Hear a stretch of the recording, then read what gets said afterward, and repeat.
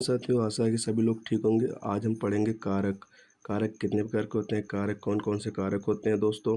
चलिए हम स्टार्ट करते हैं। आज हमारा चैप्टर है कारक। किसका है? कारक का चैप्टर है। ठीक है। कर्ता कारक, करण कारक, संबंध कारक, कर्म कारक, अपादान कारक, अधिकरण कारक, संबंध कारक, संबोधन कारक। ठीक है। चलिए इसके हम भेद और विभक्तियाँ पढ़ते हैं कि कौन कौन से कैसे कैसे। कर्ता कारक होगा, कर्म को होगा, करण से के द्वारा होगा। ठीक है। संप्रदान के को के निहित के वास्ते। ठीक है। और अपादान में से अलगाव। ठीक है। संबंध में काकी रारी रारी रे। ठीक। अधिकरण में मैं पर, संबोधन में हे ओ अरे। ठीक है। चलिए आगे बढ़ते हैं। आगे बढ़ते हैं मेरे भाई। ये देखिए कारक की परिभाषा है हमारी।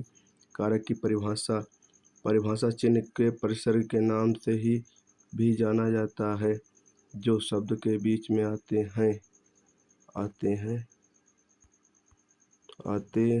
बीच में संबंध स्थापित करते हैं। जैसे परिसर्ग चलने वाला है, बाद में, पर मतलब बाद में, सर्ग मतलब चलने वाला। ठीक है। सूत्र इसका है, कर्ता ने फिर कर्म को और करण से जान, संप्रदान को के लिए, उपादान से मान, काकी के संबंध में, पर अधिकरण समान, संबोधन हे ओ अरे, कारक की पहचान। ठीक है। ये हमारा सूत्र है। चलिए आगे बढ़ते हैं। आगे बढ़ते देखिए सूत्र इस प्रकार से। आगे बढ़िए। वाक्य में जिस शब्द का संबंध क्रिया से होता है उसे कारक कहते हैं। एक वाक्य में वह स्वतंत्र होते हैं। कारकों की संख्या 8 होती है। कारक कितने प्रकार के होते हैं? कारक 8 प्रकार के होते हैं। ठीक है मेरे भाई। चलिए आगे देखिए। नोट, आचार्य किशोरी दास वाजपेयी के अनुसार कारक 6 प्रकार के होते हैं, क्योंकि इन्होंने संबंध और संबोधन कारक का संबंध क्रिया से नहीं माना है। कौन कौन से संबंध और संबोधन कारक को क्रिया से नहीं माना है। ठीक है। ये आचार्य किशोरी दास वाजपेयी के अनुसार कारक 6 ही प्रकार के होते हैं, लेकिन कुल व्याकरण के दृष्टि से कारक 8 ही प्रकार के होते हैं मेरे भाई। चलिए आगे बढ़िए। यदि संज्ञा के साथ विभक्ति हो तब उसे विशिष्ट कहते हैं। जैसे राम संज्ञा हो गई, विभक्ति से हो गई। अमन ने, रवि का, ये विभिन्न और अलग होते हैं। विशिष्ट का मतलब होता है विभिन्न या अलग होते हैं मेरे भाई। चलिए आगे बढ़ते हैं भाई। सर्वनाम के साथ आने वाली विभक्तियों को संश्लिष्ट कहते हैं। जैसे सर्वनाम सबके साथ है।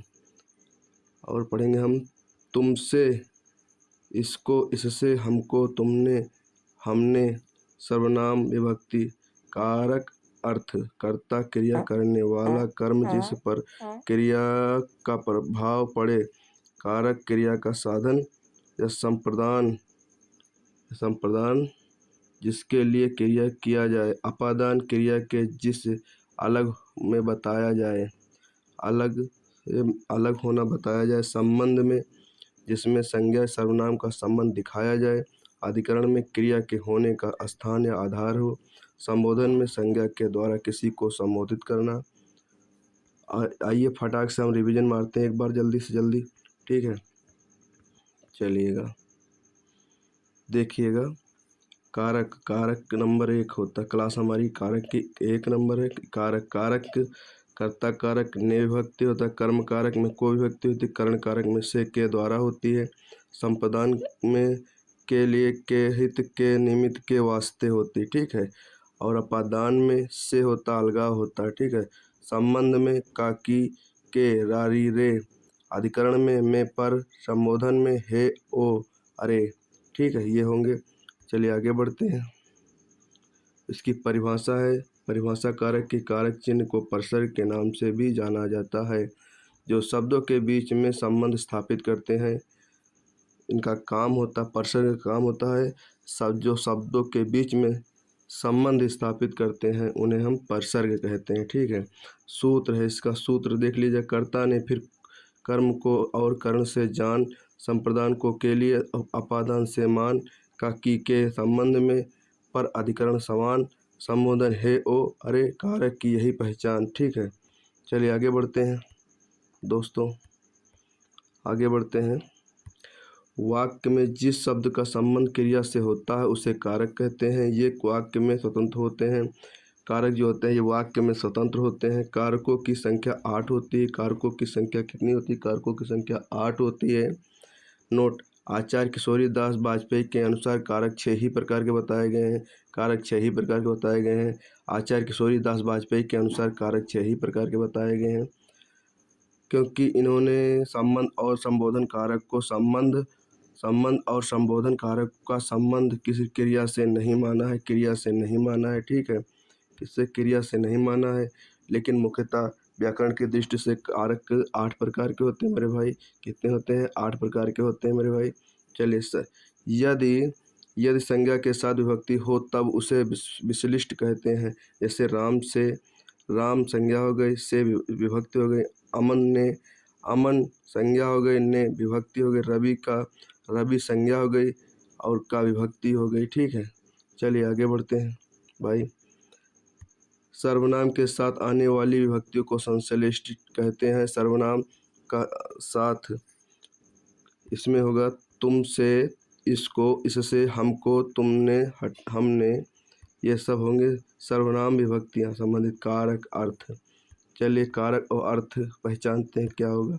कारक अर्थ, कर्ता क्रिया करने वाला, कर्म जिस पर क्रिया का प्रभाव पड़े। कारण क्रिया का साधन है। संप्रदान जिसके लिए किया जाए।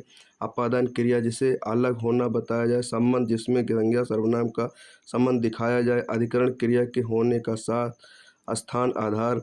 संबोधन संज्ञा के द्वारा किसी को संबोधित करना। आप सभी लोग ये टॉपिक बहुत ध्यानपूर्वक पढ़ेगा। ये सरल टॉपिक है, आप सभी लोगों को इसमें 2 बार देख लेना, बस ये याद हो जाएगा मेरे भाई।